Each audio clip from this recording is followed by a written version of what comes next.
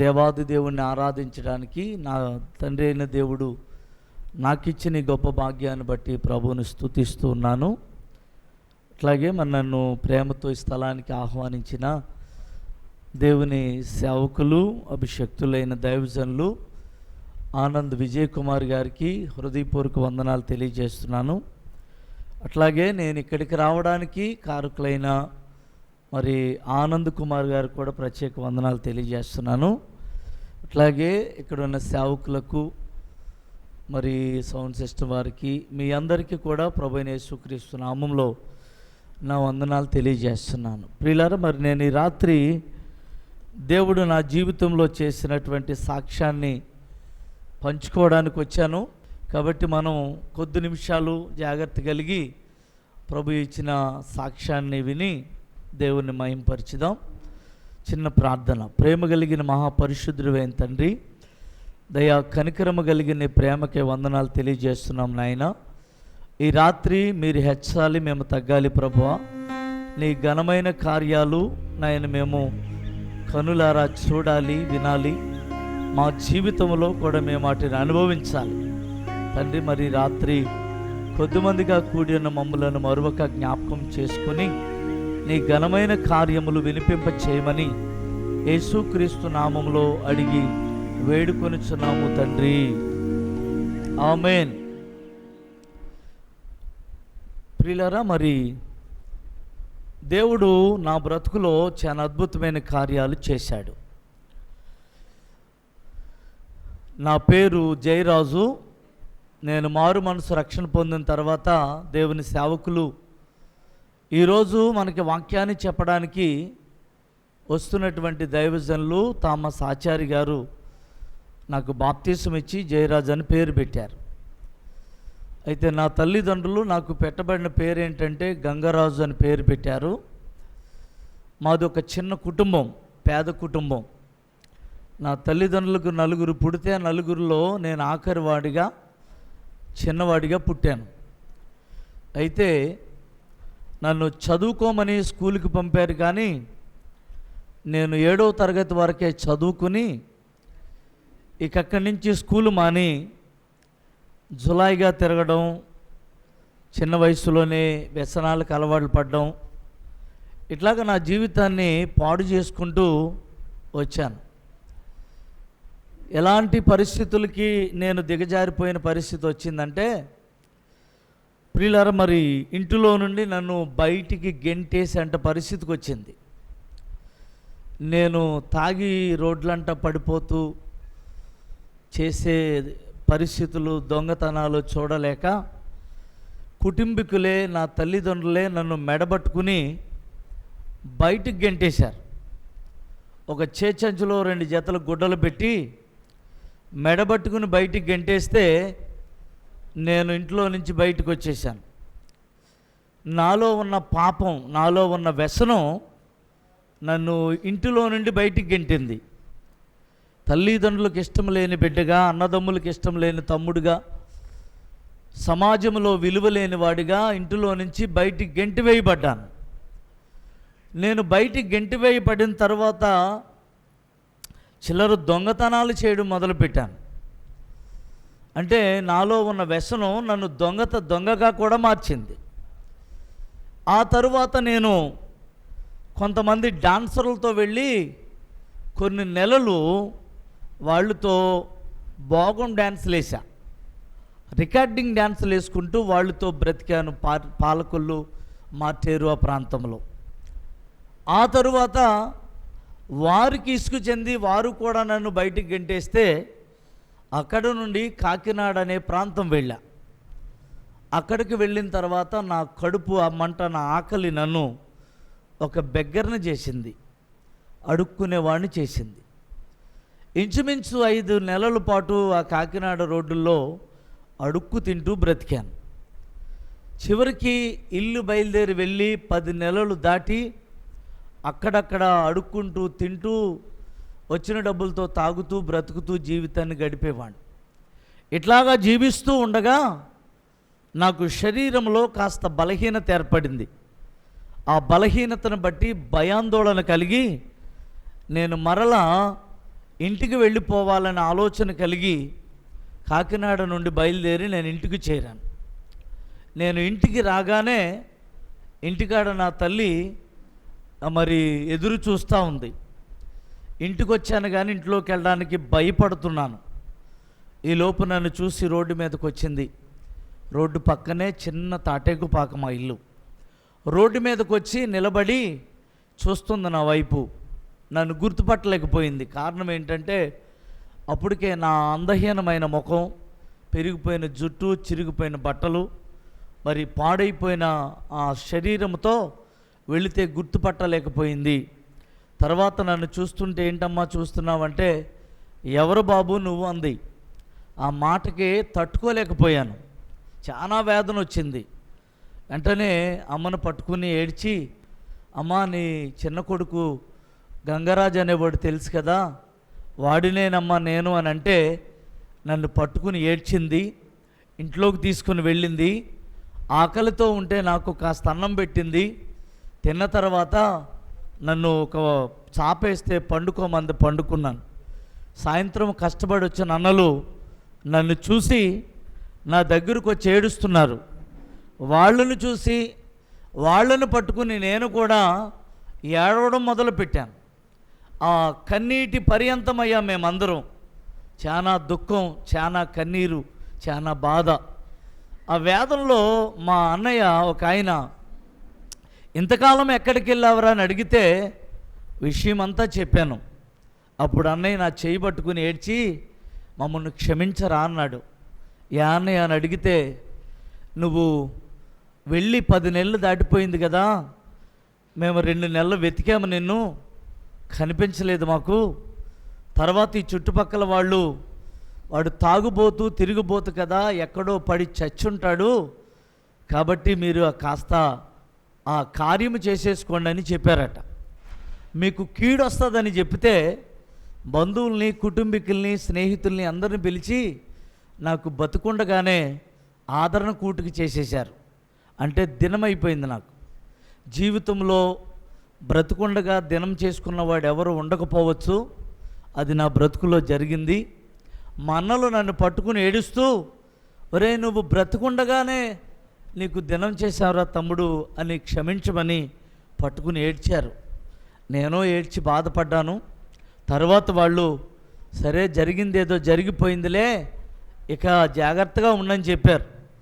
2 రోజులు ఉండి మా అమ్మతో చెప్పాను, అమ్మా మీ దృష్టిలో ఎలాగా చచ్చిపోయాను, మీరు కూడా ఎలాగా నాకు దినం చేసేశారు కదా, కాబట్టి నేను ఇక వెళ్ళిపోతాను, ఎక్కడో దిక్కుని తాగితమో తిరగడమో ఎక్కడో దిక్కుని చావడమో జరిగిద్దిలే అని చెప్తే నా తల్లి నన్ను వెళ్ళనివ్వలేదు, బలవంతం చేసింది.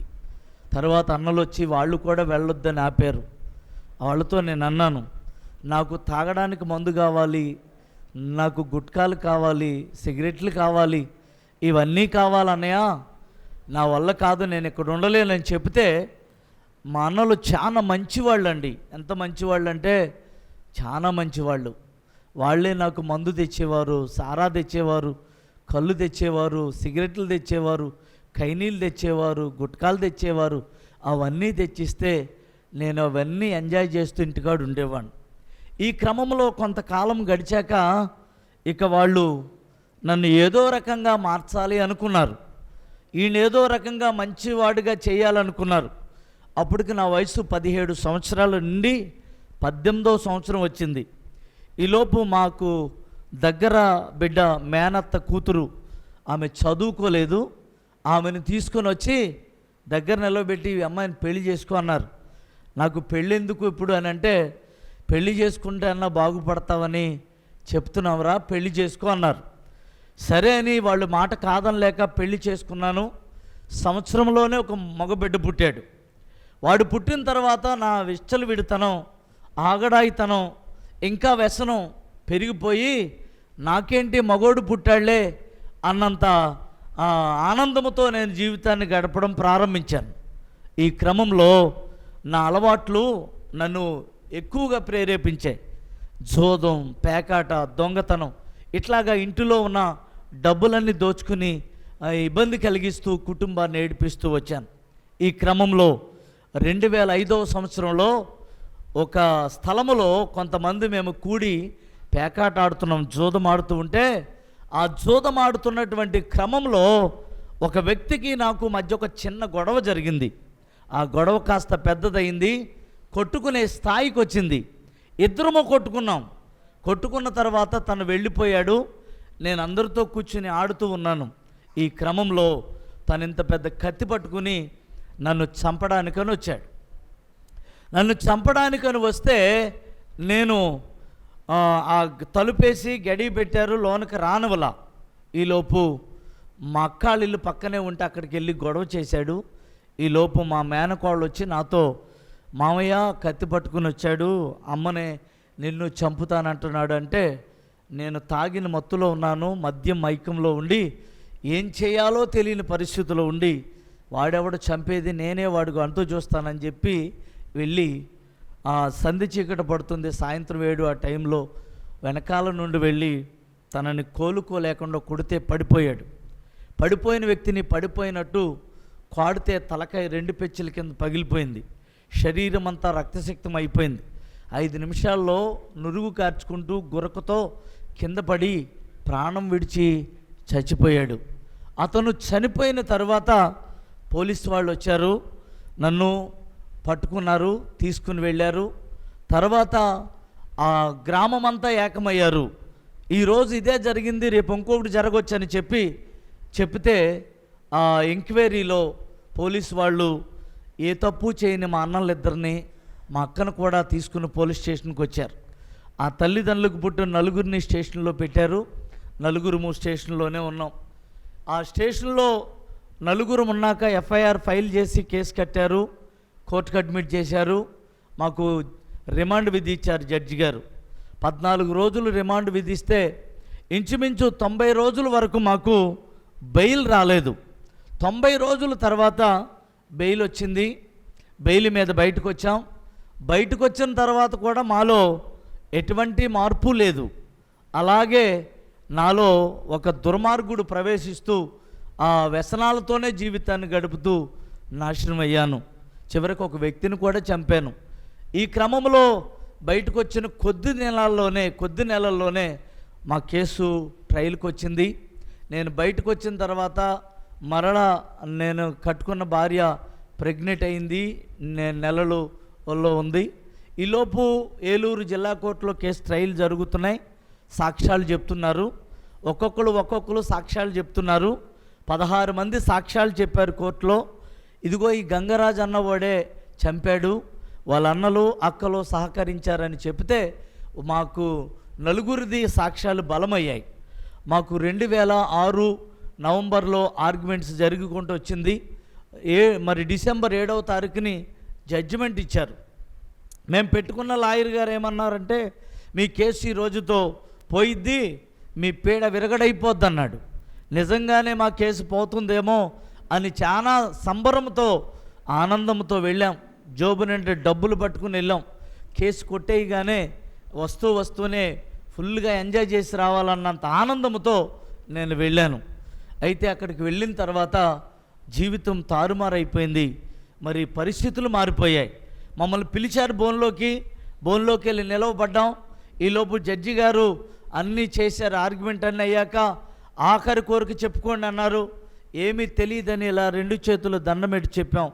అప్పుడు ఆయన అన్నాడు, మీ కేసు రుజువైంది, 16 మంది సాక్ష్యాలు చెప్పారు, కాబట్టి మీకు కోర్టు నమ్మింది, శిక్ష వేస్తున్నానని చెప్పి ఆ రోజు నాకు, అన్నలిద్దరికీ, అక్కకి, 4గురికి కూడా యావజ్జీవ కఠిన కారాగార శిక్ష విధించింది ఏలూరు జిల్లా కోర్టు. అంటే లైఫ్, జీవితాంతకాలము జైల్లోనే శిక్షను అనుభవిస్తూ బ్రతకాలి.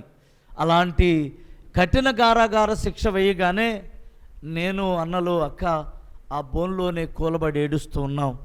మా కన్నీళ్ళు చూసి అందరూ పాపం బాధపడ్డారు, కానీ ఎవరేం చేయలేకపోయారు. ఈలోపు 30 మంది పోలీసులు వారు ఎస్కార్ట్ వారు వచ్చి మమ్మలను సంకెళ్లతో బంధించారు. తీసుకుని వెళుతూ ఉంటే సోషల్ మీడియా చూసి అందరూ వీడియోస్, ఫొటోస్ తీశారు. చివరికి మమ్మలను మెట్లు దిగుగానే మా కుటుంబానికి తెలిసిపోయింది టీవీ ఛానల్ ద్వారా, ఇదిగో వీళ్ళకి శిక్ష పడిపోయింది అని చెప్పగానే ప్రియ దేవుని బిడ్డలారా, కుటుంబం అంతా కన్నీళ్లతో, వేదనతో, దుఃఖముతో అల్లాడిపోయిన పరిస్థితి ఏర్పడింది. తరువాత వాళ్ళు మా దగ్గరకు వచ్చారు, మమ్మల్ని పట్టుకుని ఏడ్చారు. గర్భంతో ఉన్న నా భార్య నా దగ్గరకు వచ్చి చేయి పట్టుకుని ఏడ్చింది, అయ్యో అని ఏడ్చింది. ఏమీ చేయలేకపోయాం. ఒకరోజు అక్కడ ఉండిచ్చారు. తర్వాత మమ్మల్ని రాజమండ్రి సెంట్రల్ జైలు తీసుకొచ్చారు. జైలుకి తీసుకొచ్చి ఒంటి మీద ఉన్న వస్త్రాలన్నీ తీశారు, లోన అండర్వేర్తో నిలవబెట్టారు. చివరికి ఖైదీ వస్త్రాలు ఇచ్చారు. అవి తొడుక్కున్న తర్వాత అన్నలిద్దరిని నన్ను ఒక బ్లాక్కి తీసుకువెళ్ళారు, ఒక గదిలోకి తీసుకువెళ్ళారు, కటకటాల్లో లోపల పెట్టారు. అక్కనేమో లేడీ జైలుకి పట్టుకుని పోయారు. లోనికి వెళ్ళిన తర్వాత మాకు భయాందోళన, భయంకరమైన పరిస్థితి. ఆ గోడలు, ఆ వైర్లు, ఆ ఖైదీలు, ఆ సంఖ్యలు చూస్తూ ఉంటే భయాందోళన పుట్టిన పరిస్థితులు, భయపడే స్థితి మా జీవితాల్లో ఏర్పరచబడింది. ప్రియులారా, ఈ క్రమంలో ఒకరినొకరిని చూసుకుంటూ అన్నలో నేను ఏడుస్తూ ఉన్నాం. మా కన్నీళ్ళే అన్నపానములు చేసుకుంటూ బ్రతుకుతున్నాం. ఏంటి బ్రతికెలగైపోయింది అనుకున్నాం. జీవితంలో ఇంకా బయటికి వెళ్ళమంట కదా అని చెప్పుకుని ఏడ్చాం. ఈ క్రమంలో ప్రియులారా, కొంతకాలం జరిగాక అన్నలిద్దరూ నా మీద తిరగబడి, నువ్వు చేసిన అన్యాయానికి నా భార్య బిడ్డలకి మేము దూరం అయిపోయామని చెప్పి నా మీద కోపపడి నన్ను కాదని వారు వేరొక పోలీస్ ఆయనతో మాట్లాడుకుని నా ముఖం చూడలేక వేరొక చోటకు వెళ్ళిపోయారు. ఆ తరువాత ఒంటరిగా నేను చాలాలు బాధపడుతూ ఏడ్చుకుంటూ ఉండగా ఈ క్రమంలో ఆ కన్నీళ్ళు, ఆ బాధ, వేదన నాకు ఎక్కువ అవ్వగా చివరికి నా శరీరంలో ఒక బలహీనత ఏర్పరచబడింది. అదేమిటంటే ఈ రైట్ సైడ్ కిడ్నీలో చీమ్ పట్టి వాసిపోయి నడవలేని పరిస్థితి వచ్చింది. యూరిన్కి వెళ్ళలేకపోయేవాడిని. ఆ అడుగు తీసి అడుగేలే పరిస్థితి వచ్చింది. డాక్టర్ గారి దగ్గరికి వెళ్ళి మాట్లాడితే డాక్టర్ గారు చూసి ట్రీట్మెంట్ చేసినా తగ్గలేదు. తర్వాత ఆమె బయటికి పంపించి నాకు స్కానింగ్లు చేపిస్తే ఆ స్కానింగ్ రిపోర్ట్లో వచ్చిన ఆ రిజల్ట్ ఏంటంటే, నీకు కిడ్నీ పాడైపోయింది, నీకు కిడ్నీ 70% డ్యామేజ్ అయిపోయింది, చీమ్ పట్టింది, వాసిపోయింది, ఇక అందుకే అని డాక్టర్ గారు చెప్పి, ఇక నువ్వు ఎంతకాలం బతుకుతావో అంతకాలం బతికి చచ్చిపో, ఇక నువ్వు బతకో అని చెప్పేసింది. చెప్తే చాలా బాధపడ్డాను, ఏడుస్తున్నాను. ఏడ్చినా ఏమీ చేయలేమురా, కొన్ని లక్షలవుతీ తెచ్చుకుంటావా అని అడిగారు. నా దగ్గర ఎక్కడేమ్మా అన్నాను. అయితే కొద్ది దినాలు బ్రతికి నువ్వు చచ్చిపోతావు, ఇక బతకో అని చెప్పారు. ఈ మాట విన్న తర్వాత ఆందోళన పెరిగింది, భయం పెరిగింది. లోనికి వెళ్ళి ఏడుస్తున్నాను, బాధపడుతున్నాను. రోజు రోజుకి వ్యాధి ముదురుతుంది, మనిషి నుబ్బుతున్నాను, నడవలేని పరిస్థితి ఏర్పడింది. ఒకరోజు చావుకు దగ్గర పడ్డానిక ఈరోజు నేను బ్రతకనలే, ఈరోజు చచ్చిపోతానిక అనుకుని ఒక చిన్న దెమ్ముంటే ఆ చెట్టు కింద ఆ దెమ్మ మీద పడుకుని ఏడుస్తూ ఇక భార్య అనే బిడ్డల్ని బయటకు లోనకి వెళ్ళాక మరొక బిడ్డ పుట్టాడు నాకు. అందరినీ తలుచుకుని కుమిలిపోయి ఏడుస్తున్నాను. నా కన్నీళ్ళు నా బట్టలు నా శరీరాన్ని తడిపేశాయి, అక్కడున్న దెమ్మను కూడా తడిపేశాయి. ఎన్ని కన్నీళ్ళు ఉంటాయని నాకు ముందు తెలియదు, కానీ దేవుడు తెలిసిన తర్వాత అర్థమైంది, మన అంతరంగంలో మన శరీరంలో కన్నీళ్ళు ఆగిపోవడానికి అవకాశం లేదు అని. హల్లెలూయా. అప్పుడు ఆ ఏడుస్తూ కన్నీళ్లతో వేదన చెందుతూ బాధపడుతున్నప్పుడు ప్రియులారా, అలా దారిపున ఒక ఖైదీ సోదరుడు వెళుతూ నన్ను చూసి నా దగ్గరకు వచ్చి నన్ను తాకాడు. తాకగానే నేను చూసి, బాబు కూర్చుని ఎందుకు అలా ఏడుస్తున్నామని అంటే, నేను బ్రతకనన్నా చచ్చిపోతాను, నా కిడ్నీ పాడైపోయిందంట, ఇక్కడే నా జీవితం అంటానంటే అతడు ధైర్యపరిచాడు. ఎవరన్నారు నువ్వు చచ్చిపోతావని? నువ్వు చావో బ్రతుకుతావురా అని చెప్పి నన్ను ధైర్యపరిచాడు. ఆ మాటలు వింటున్నప్పుడు కాస్త ధైర్యపరచబడ్డాను. ఆ తర్వాత అతనే నాతోటి అన్నాడు, నువ్వు భయపడకుండా నీకు ధైర్యంగా నీ జీవితంలో మంచిగా బ్రతకాలంటే నేను ఒక మాట చెప్తాను, వింటావా అని అడిగాడు. ఏంటయ్యా అని అడిగితే, మరి ఇక్కడే దగ్గరలోనే యేసుక్రీస్తు ప్రార్థనా మందిరం ఉంది, అక్కడికి వస్తే నువ్వు ధైర్యపరచబడతావు, బాగుపడతావు, నీ జీవితాన్ని దేవుడు బాగు చేస్తాడు, అక్కడికి రారా అని అడిగాడు. ఆ మాట అనగానే నాకంటే యేసు ప్రభు గురించి తెలీదు. ఒక అన్య కుటుంబంలో జన్మించిన వాడిని. క్రీస్తునంటే దేవుడంటేనే తెలియకుండా బ్రతికిన వాడిని.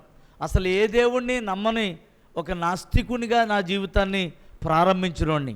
నాకు దేవుడంటూ ఎవరంటే నా కడుపే నాకు దేవుడు. తినడమో తాగడమో ఎంజాయ్ చేయడమే తప్ప లోకంలో మంచి దేవుడి గురించి ఆలోచించకుండా బ్రతికినటువంటి వాడిని. ప్రియులారా, ఈ క్రమంలో నాకు ఆ వ్యక్తి చెప్తూ ఉంటే నేను మొదటగా వినలేదు. వినకపోతే తను చెప్పి వెళ్ళిపోయాడు. తర్వాత మరొకసారి వచ్చి చెప్పాడు, అయినా వినలేదు. అదే వ్యక్తి ఒక ఆదివారం వచ్చి నా దగ్గర కూర్చొని బ్రతిమలాడి, నిన్ను దేవుడు బాగు చేయబోతున్నాడు, నిన్ను దేవుడు మరి రక్షించబోతున్నాడు, కాబట్టి నువ్వు రావాలి గంగరాజు అని అడిగితే అప్పుడు నేను రానన్నా. ఒకసారి రారా, ఒక్కసారి రా, నేను ఎక్కువ నన్ను బ్రతిమలాడాడు. అప్పుడు అతను ఎన్నిసార్లు బతిమలాడుతున్నాడని చెప్పి ఒకే ఒకసారి వస్తానన్న, ఇంకా రానని చెప్పాను. అప్పుడు అతను నన్ను రెడీ చేసి నడవలేకపోతుంటే నన్నే పట్టుకుని అతను తీసుకుని వెళ్ళి వెనకాల ఒక చోట కూర్చోబెట్టాడు. ఆ ఆరాధించే దేవుని స్థలంలో వెనకాల కూర్చున్నాను. కూర్చున్నాక పాటలు పాడారు, ప్రార్థనలు చేశారు. నాకైతే తెలీదు, యేసుప్రభుని గురించి తెలీదు, దేవుడి గురించి కూడా తెలీదు. ఇవన్నీ జరుగుతూ ఉంటే నేను వింటున్నాను వెనకాల కూర్చుని. ఈలోపు ఆ వాక్యం చెప్పడానికి దేవుని సేవకులు థామస్ ఆచార్య గారు ఈ రాత్రి మనకు వాక్యం చెప్పబోతున్నారు.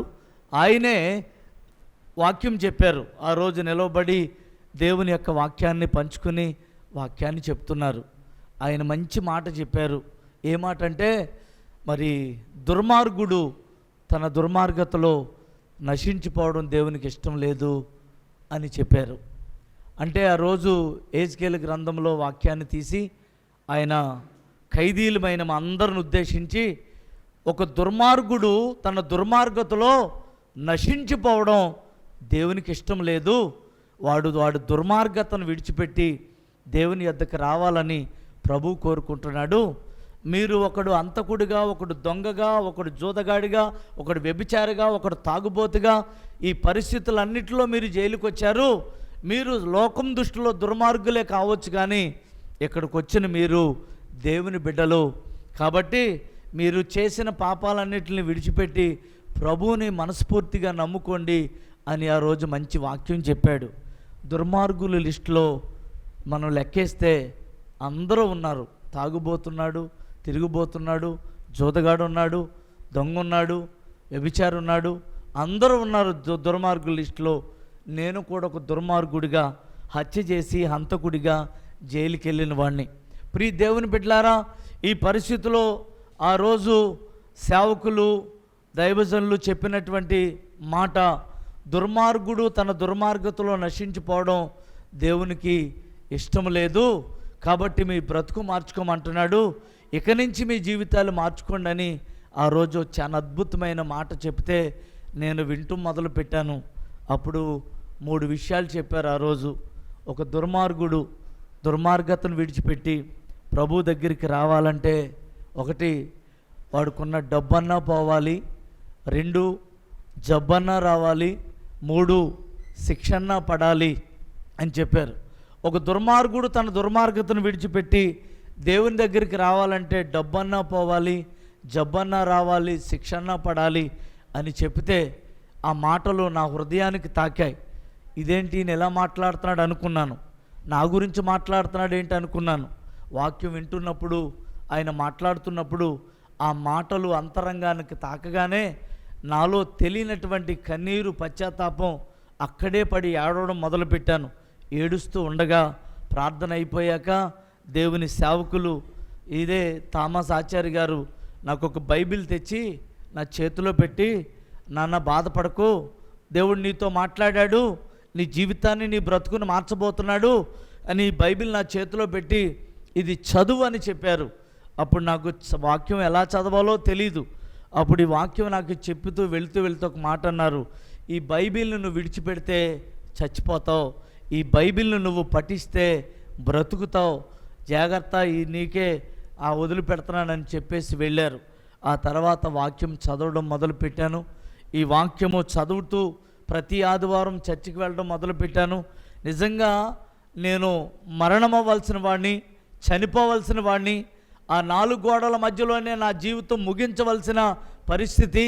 కానీ దేవుడు నా జీవితంలో చేసిన గొప్ప మేలు ఏంటంటే ఈ వాక్యమే నన్ను బ్రతికించుకుంటూ వచ్చింది. హల్లెలూయా. నిజంగా దేవుని యొక్క వాక్యము చదువుతున్నప్పుడు నా నరాల్లో, ఎముకల్లో శక్తి పుట్టింది, బలం పుట్టింది. డాక్టర్ గారు ఒక ఇంజెక్షన్ కానీ ఒక ట్యాబ్లెట్ కానీ ఇచ్చేవారు కాదు. ఈ వాక్యమే నేను చదవడం ద్వారా, ఈ వాక్యమే నాకు ఔషధమైంది, ఈ వాక్యమే నా గాయాన్ని కట్టింది, ఈ వాక్యమే నన్ను బాగు చేసింది, ఈ వాక్యమే నన్ను బ్రతికించింది.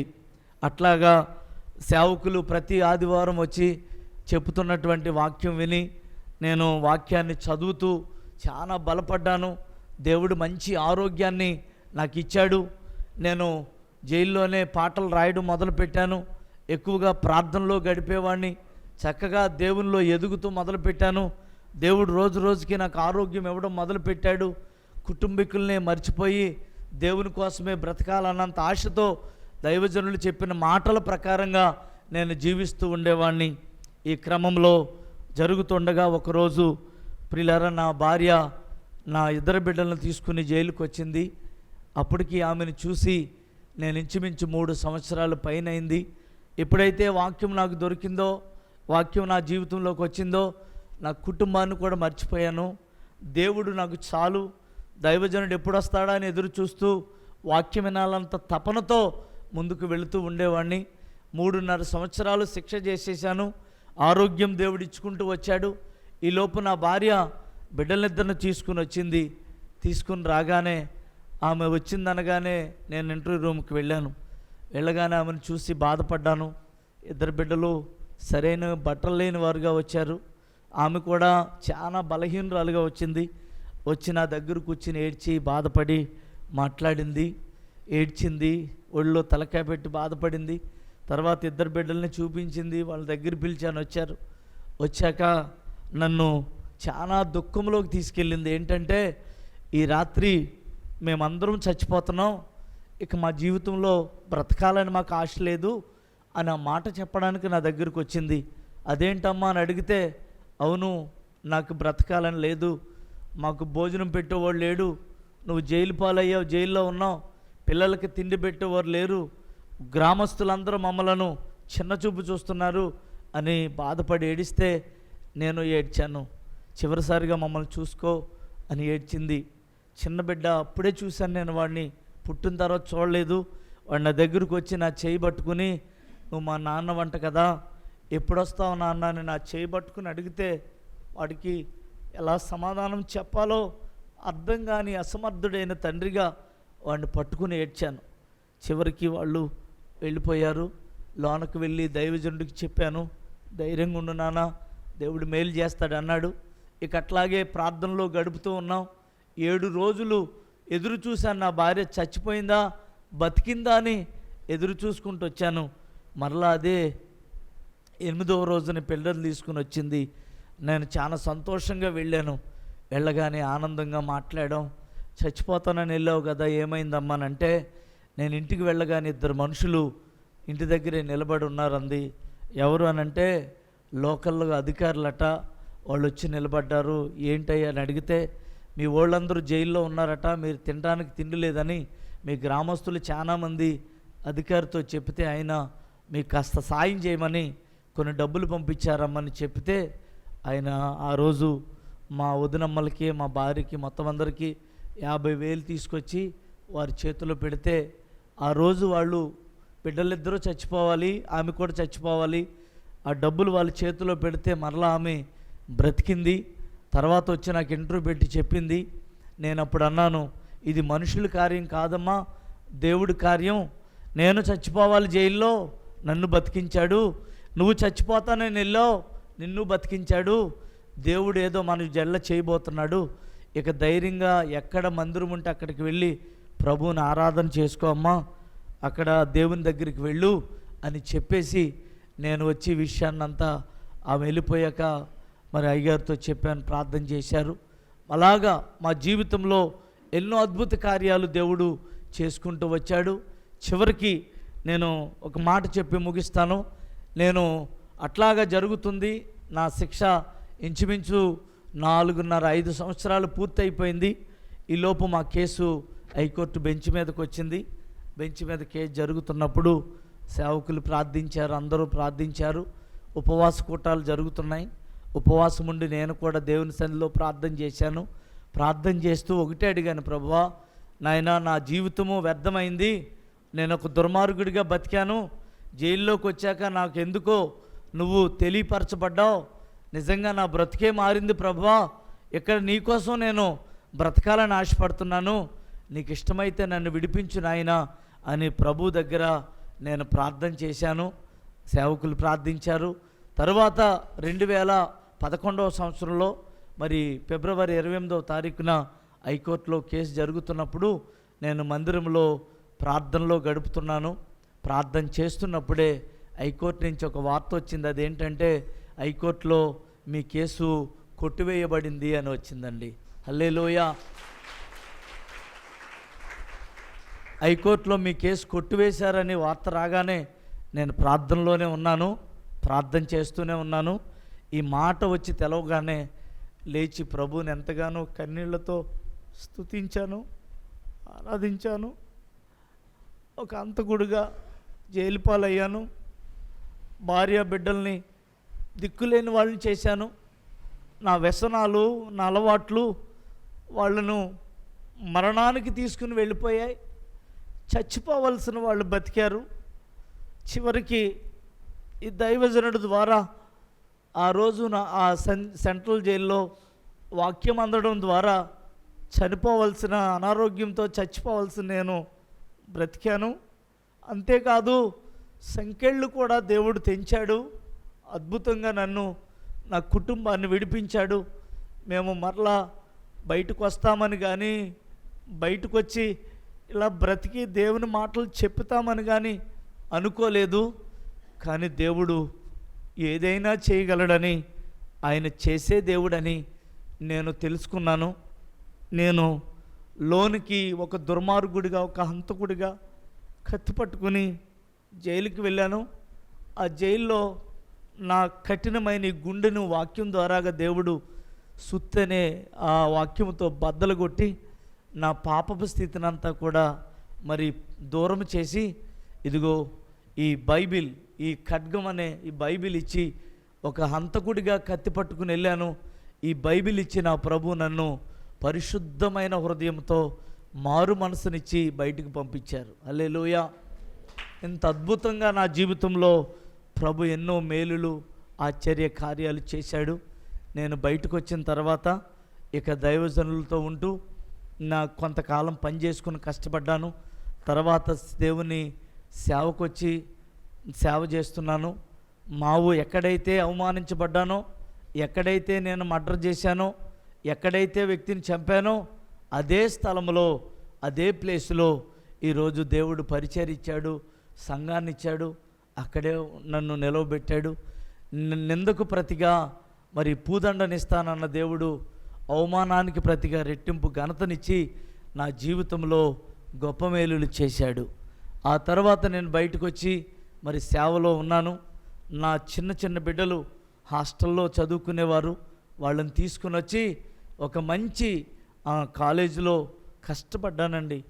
ఎప్పుడు ఇక నేను వ్యర్థుడిగా బతకూడదు, ఇంతకాలం తిండి లేని తండ్రిగా ఉన్నాను, ఒక మంచి తండ్రిగా బిడ్డలను పెంచాలనుకున్నాను. కష్టపడి 10 రూపాయలు వస్తే 8 రూపాయలు వాళ్ళకే చదువులు ఖర్చు పెట్టి 2 రూపాయలే తినేవాళ్ళం. అట్లాగే కష్టపడ్డాం. ఈరోజు నా బిడ్డలిద్దరినీ దేవుడు ఉన్నత స్థితిలో ఉంచాడు. ఒకడు ఇంజనీరు చదివి హైదరాబాదులో చిన్న ఉద్యోగం చేసుకుంటున్నాడు. ఒకడు డిగ్రీ చదివి మరి కీబోర్డుగా, తబలిస్ట్గా పరిచర్లో దేవుడు నిలవబెట్టాడు. సరైన చదువులని నా భార్యను ఒక సేవకురాలుగా నిలవబెట్టాడు. మా కుటుంబంలో ఎన్నో అద్భుతమైన కార్యాలు దేవుడు చేసుకుంటూ వచ్చాడు. ప్రియ దేవుని బిడ్డలారా, దేవుడు దోషులను నిర్దోషులుగా చేయగలడు అని నిరూపించాడు. ఈ కఠినమైన ఈ బ్రతుకును మార్చాడు. హంతకుడిగా జీవితంలో ఓడిపోయినటువంటి నన్ను మరి ఇదిగో సమాజంలో ఆయన సాక్షిగా, ఆయన సేవకుడిగా నిలవబెట్టాడు. దేవుడు చాలా గొప్పవాడు. ప్రభు మీద ఆధారపడితే, ప్రభువును మనం నమ్ముకుంటే ప్రభు మన జీవితాల్లో ఎన్నో అద్భుత కార్యాలు చేస్తాడని, మరి నాకు ఇవ్వబడిన సమయాన్ని బట్టి దేవుడు నా జీవితంలో చేసిన మేలులు, అద్భుత కార్యాన్ని మీ మధ్యలో పంచుకున్నాను. నా కొరకు, నా కుటుంబం కొరకు, మరి నా సంఘం కొరకు ప్రార్థించమని మనస్ఫూర్తిగా హృదయాంతరంగంలో నుంచి వేడుకుంటున్నాను. దేవుడి సాక్ష్యమును, కొద్ది మాటలను దీవించునుగాక.